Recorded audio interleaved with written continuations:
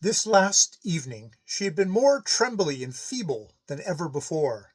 She could not even do the milking. She had leaned against the manger and talked about two strangers who had been to see her and had asked if they might buy the swamp. They wanted to drain it and sow and raise grain on it. This had made her both anxious and glad. "Do you hear, Rodolina?" she had said. "Do you hear that they said grain can grow on the swamp? Now I shall write to the children to come home. Now they'll not have to stay away any longer, for now they can get their bread here at home." It was this that she had gone into the cabin to do.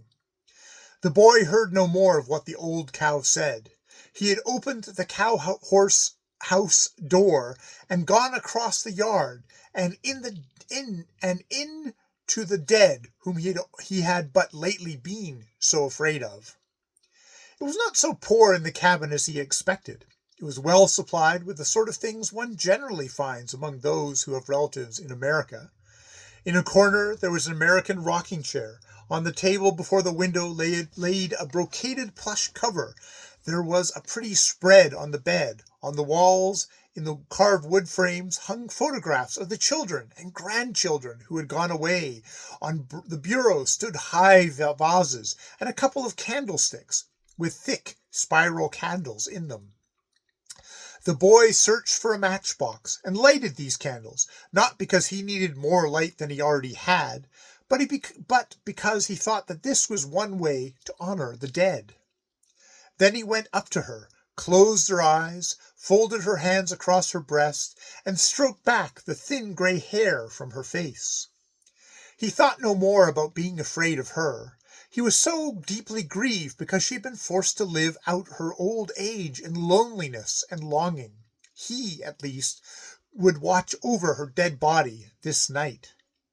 He hunted up the psalm book and seated himself to read a couple of psalms in an undertone. But in the middle of the reading he paused, because he'd begun to think about his mother and father. Think that parents can long so for their children. This he had never known. Think that life can be as though it was over for them when the children are away. Think if those at home longed for him in the same way that this old peasant woman had longed. This thought made him happy, but he dared not believe in it. He had not been such a one that anybody could long for him. But what he had not been, perhaps he could become. Round about him he saw the portraits of those who were away. They were big, strong men and women with earnest faces. There were brides in long veils, and gentlemen in fine clothes, and there were children with waved hair and pretty white dresses. And he thought that they all stared blindly into vacancy, and did not want to see. "Poor you," said the boy to the portraits. "Your mother is dead. You cannot make reparation now because you went away from her. But my mother is living." Here he paused and nodded and smiled to himself. "My mother is living," said he. "Both father and mother are living."